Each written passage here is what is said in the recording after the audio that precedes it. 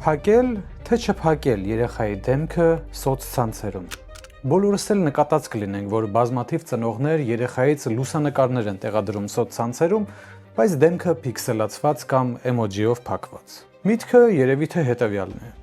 ես գիտակցված եւ պատասխանատու ծնող եմ։ Բայց արդյոք երեխայի դեմքը փակելն ինքնին խոսում է ծնողական պատասխանատվության կամ գիտակցվածության մասին։ Եթե մենք իսկապես մտահոգված ենք երեխայի անվտանգությամբ, ապա ինչու է նրա լուսանկարը հայտնվում սոցցանցերում ընդհանրապես։ Այսօր խոսենք այս երևույթի հոգեբանական կողմի մասին։ Ողջույն բոլորին, ովքեր առաջին անգամ են իմ ալիքում, ես Աշոտ Թորոսյանն եմ, որպես հոգեբան գործունեություն եմ ծավալում Գերմանիայի վերականգնողական կլինիկաներից մեկում, ինչպես նաև աշխատում եմ առցանց ամենատարբեր հոգեկան խնդիրների հետ։ Ինչպես արդեն հասկացաք, այսօր կխոսենք այն երևույթի մասին, թե ինչու են որոշ ծնողներ տեղադրում իրենց երեխայի լուսանկարը սոցցանցերում, բայց փիքսելացնում կամ փակում են դեպքը։ Կփորձենք հասկանալ այս երևույթի հոգեբանական շարժառիթները, արդյոք այն խոսում է գիտակցվածության կամ ծնողական պատասխանատվության մասին, եւ թե ինչպես կարելի է իրական գիտակցվածություն եւ պատասխանատվություն զարգացնել։ Նախ դիտարկենք պաշտոնական բացատրությունները, թե ինչու են մարդիկ այս կերպ վարվում, փիքսելացնում երեխայի դեմքը օրինակ։ Պետք է նշել, որ բազմաթիվ ծնողներ սովորաբար առաջին հայացքից բավականին հստակ եւ տրամաբանական բացատրություններ են տալիս։ Օրինակ, անձնական կյանքի պաշտպանությունը, տվյալների գաղտնիություն եւ այլն։ Այսինքն, չեմ ուզում, որ իմ երեխու դեմքը երևա սոցցանցերում, բայց սա տվյալների պաշտպանություն է, թե տվյալների ընտրովի պաշտպանություն։ Միթե երեխայի մարմինը նրա անձնական տվյալների մաս չէ։ Որտեւ եթե մենք հրապարակում ենք երեխայի մարմինը, դիրքը, միջավայրը, պատմությունը, արդյոք դա արդեն անձնական տվյալների ներկայացում չէ։ Հաջորդ նկատառումը օտարներից պաշտպանվելն է։ Մտավախությունը, չգիտեմ երեխուս լուսանկարը ով կտեսնի։ Այս մտավախությունը ինչ խոսք իրական է եւ հասկանալի, բայց այստեղ կա մի հակասություն։ Լուսանկարը հրապարակվում է մի հարթակում, որը հենց դրա համար էլ նախատեսված է՝ հրապարակելու,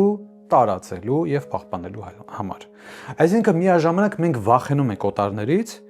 եւ լուսանկարը կամավոր ներկայացնում անորոշ թվով մարդկանց առաջ։ Հաջորդ նկատառումը հետեւյալն է. ես կփակեմ դեմքը։ Հետո երբ որ ինքը մեծանա, կորոշի՝ ուզում է իր դեմքը երևա սոցցանցերում, թե ոչ։ Առաջին հայացքից տրամաբանական։ Բայց խնդիրն այն է, որ երեխայի փոխարեն արդեն իսկ որոշումը կայացված է։ Այսինքն նա արդեն ներկայացված է հանրային տիրույթում առանց իր համաձայնության։ Թվում է, թե նման բացատրություններն առաջին հայացքից տրամաբանական են, սակայն նույնիսկ ոչ այնքան խորքային վերլուծության պարագայում չեն դիմանում քննադատությանը։ Իսկ հիմա անդրադառնանք այն հարցին, թե արդյոք դրանք նաև հոգեբանական տեսանկյունից առողջ են։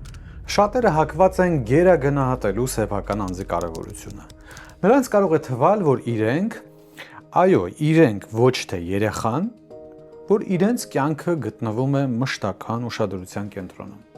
Եթե նրանք մի քանի տասնյակ կամ 100 հազարավոր հետևորդներ ունեն Instagram-ում կամ TikTok-ում, սա ինչ խոսք կարելի է հասկանալ։ Մյուս նկատառումը սերտ կապված է վախի խնդրահարույց կարգավորման հետ, որի դեպքում պաշտպանությունը ոչ թե իրական է, այլ խորհրդանշական։ Բազմաթիվ սնահավատություններ, ինչպես օրինակ աչքով տալը, այս նկատառումից ելնելով էլ բազմաթիվ ծնողներ փակում են երեխայի դեմքը էմոջիով կամ փիքսելացնում այն։ Սա արդեն առանձին թեմա է, սրա մասին մի օր կխոսեմ առանձին, օբսեսիվ-կոմպուլսիվ խանգարման շրջանակներում։ Փաստն այստեղ իրականում այն է, որ այսպիսի միջոցառումները չեն ապահովում անվտանգություն կամ չեն լուծում անվտանգության որևէ խնդիր, այլ սա պարզապես ոչ այլ ինչ է, քան ինքնահանգստացման ծես։ Այս դեպքում երեխայի դեմքը սոցցանցում փակող անձը հակվում է ոչ միայն հանգստացնել սեփական խեղճը, այլև ջանում է ձևավորել բարձր պատասխանատվություն ունեցող ծնողի կերպար։ Հաճախ սա ուղեկցվում է նաև ուղիղ կամ նրբորեն արտահայտվող քննադատությամբ այն ծնողների հասցեին, ովքեր նման կերպ չեն վարվում։ Մենք իհարկե գիտենք, որ մարդու վարքագիծը կոնկրետ իրավիճակում հաճախ պայմանավորված է լինում ոչ այնքան ներքին համոզմունքներով,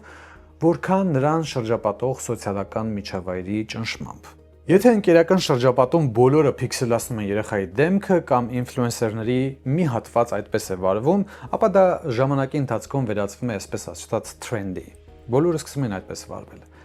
Այս մասին խոսել է նաև հայտնի հոգեբան Ալբերտ Պանդուրան իր սոցիալական ուսուցման տեսության շրջանակում, եթե բոլորը դա անում են, ուրեմն դա ճիշտ է։ А ты зачем бежал? Все побежали. И я побежал.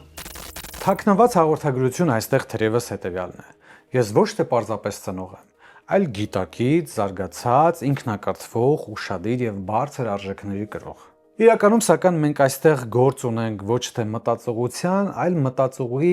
սոցիալական կերպարի կրկնօրինակման հետ։ Իրական գիտակցվածությունը դա լինելիություն է, եւ բոլոր նրանց ճշմարտացի կրողները զերծ են տպավորություն գործելու հակումից։ Գիտեք, ամենազավեշտալին այստեղ թերևս այն է, որ բազմաթիվ օգտատերեր, ովքեր փակում են իրենց երեխայի դեմքը կամ պիքսելացնում,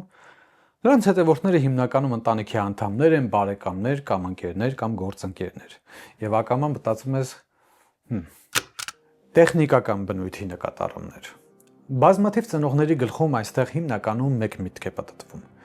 Բա ինչ կլինի, եթե արհեստական բանականություն, ասենք ChatGPT-ին կամ այլ հավելվածներ կամ Meta-ն հենց ինքը օգտագործեն իմ երեխայի դեմքը։ Բայց եկեք մի պահ ծուռը նստենք, դուզը խոսանք։